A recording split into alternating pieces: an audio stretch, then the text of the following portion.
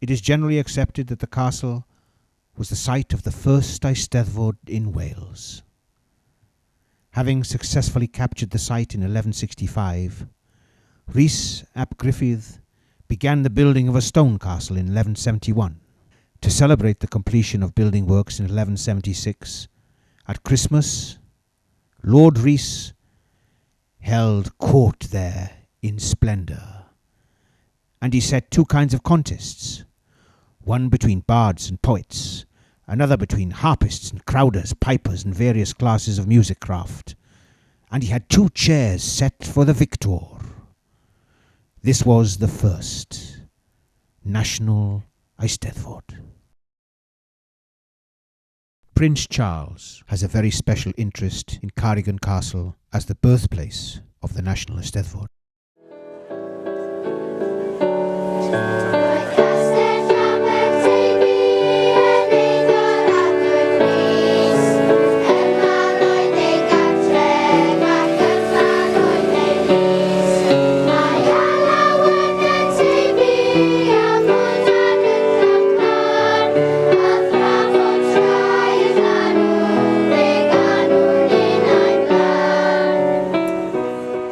Because of the somewhat peculiar relationship between Miss Wood, who up until recently was the owner of Cardigan Castle, and the public, few people have ever seen the interior of Cardigan Castle. Miss Wood and her mother moved to Castle Green House in the 1940s. They struggled to maintain the listed Regency House and grounds, which quickly fell into disrepair. A proud, independent woman, Miss Wood continued to live in the house after her mother died, and entered into many lively disputes with the local authorities about the declining state of the castle, famously telling Cardigan Borough Council to go fry themselves after they discussed compulsorily purchasing the site. In 1984, Castle Green House was declared unfit for human habitation. Miss Wood refused the offer of a bungalow in Cardigan, but agreed to the provision of a small caravan in the grounds. She became a recluse-like figure, cloistered with her numerous cats behind the crumbling castle walls. Her failing health led to her being moved to Bronsbury Lodge, a nursing home, in 1996. The castle lay empty and neglected for 5 more years, until the Tyvyside's Castling Crisis campaign started the wheels moving to bring the castle into public ownership. Miss Wood finally sold the castle to Ceredigion County Council in 2003 for £500,000. The Cadwan Building Preservation Trust is now working on a bid for a £4.5 million heritage lottery funding to restore the castle. The total project will cost approximately £9 million and aims to restore full public access and to make the castle a place to celebrate Welsh culture once again.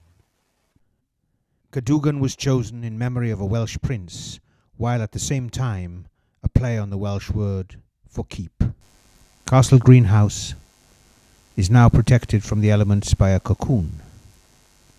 This will protect the house for the next 5 years until enough money can be raised to renovate the whole structure.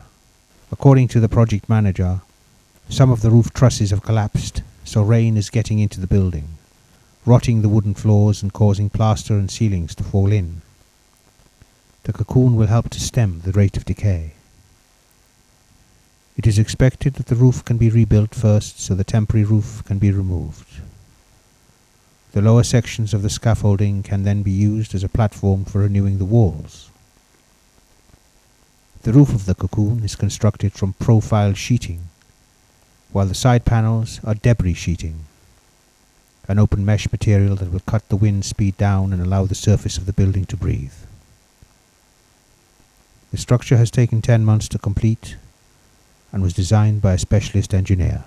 It was erected by a local company, Tyvy Scaffolding. As Castle Green House is a Grade 2 listed building, special permission had to be obtained from Cadw, who also awarded the 50% grant. The rest of the cost is being met by match funding from Ceredigion County Council, some of which will be recoverable when reconstruction is finished. In the words of Ceredigion County Council's Vice Chairman, Councillor Dr. Geraint Jenkins, who was a well-known and respected historian, has spent a lot of his time calling for the castle to be saved.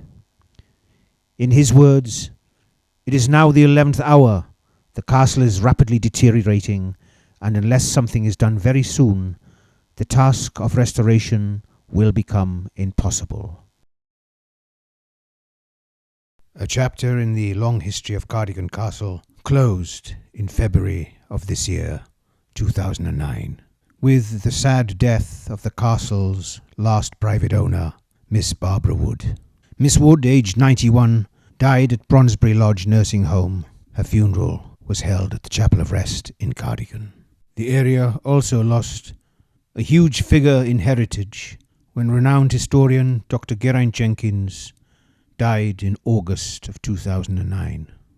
He was a strong supporter of the Tyvysides campaign to bring Cardigan Castle into public ownership, and one of his proudest moments was signing the lease when the County Council bought the castle in 2003. Cardigan, Ceredigion and Cymru have lost a social and cultural cornerstone with the death of poet, farmer and archdruid Dick Jones in August this year. Dick, aged 75, died at his farmhouse home Henry Blananech in August and was buried at the village chapel. His poems about his rural and agricultural locality, poems so full of natural wit, wisdom and humanity, effortlessly encompass the whole of Wales and the world at large. In the words of the recorder of the Gorsedd of Bards, John Gwilym Jones, Dick Jones was the greatest of Anglo-Welsh and Welsh language poets. In the poet and bard's own words, "I am very much in favour of restoring the castle. There are difficulties, of course, but it is no use mulling over past mistakes. We must get on with it. It is a site of great national importance as the venue of the first Eisteddfod. We must save it." Castle's royal supporter Prince Charles has welcomed the Heritage Lottery Fund first round past stage success. He has taken a great interest in the castle project from the beginning and is delighted by this news. The project will have an enormous impact on Cardigan, and everyone hopes create a major new visitor destination and create possibly 14 jobs. The project to conserve and regenerate Cardigan Castle was adopted for support in 2005 by the Prince's Regeneration Trust, and hopefully they'll be able to help Cadwan to get through stage 2 of the lottery process and deliver a successful project to regenerate one of the most important historic sites in Wales. The first tenants in the Cadwan Trust's newly refurbished buildings by the gates of Cardigan Castle will be Welsh classes for adults, starting in September 2009. Some of the students and tutors had a tour of Tŷ Castell and the Green Street cottages and met the medieval mystery man in his suit of armour who will be an honorary member of each class. Both the Cadwan Trust, which manages the castle, and the class tutors are delighted with this development. Dick Thomas and Jan Tucker, two of the trustees, said they're looking forward to other community groups coming to use the buildings too. Welsh tutor Philippa Gibson said, "What better surroundings could you have when you're learning Welsh than to be on the site of the first ever Eisteddfod?" Welsh classes for all levels, from complete beginners to those who are fluent and wanting to polish their speaking or writing skills, will be available in the castle buildings in the day and in the evening. But there will also be other classes in other locations in the town and in the whole Tyvyside area. Here we can see some of the students and tutors of the Welsh courses being introduced to their medieval classmate at the castle by Jan Tucker, chair of the Cadwan Trust. And here we see her with Preseli Pembrokeshire Assembly member Paul Davis and Dick Thomas, fellow trustee, inside the castle earlier this year. And Mr. Davis, apparently, who has been working in the town for many years, had never been able to enter the castle before, of course, as it was in private ownership until 2003, and is now open to the public only on a limited basis when volunteers are working on the grounds. So for him it was a real privilege to get inside at last. Work on renovations at Cardigan Castle could start in just over 2 years, and there could be an official opening early in 2013.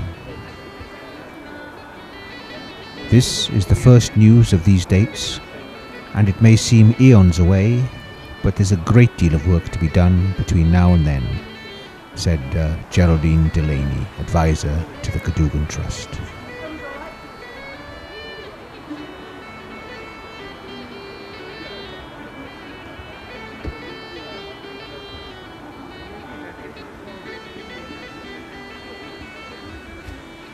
The castle, the various buildings within it, and the gardens hopefully will form a multifunctional scheme offering event space, public access, community space, and possibly commercial holiday lets. Cadwan Chairman Jan Tucker has said, "The castle is so much more than a Cardigan or Ceredigion based project. It is of national importance.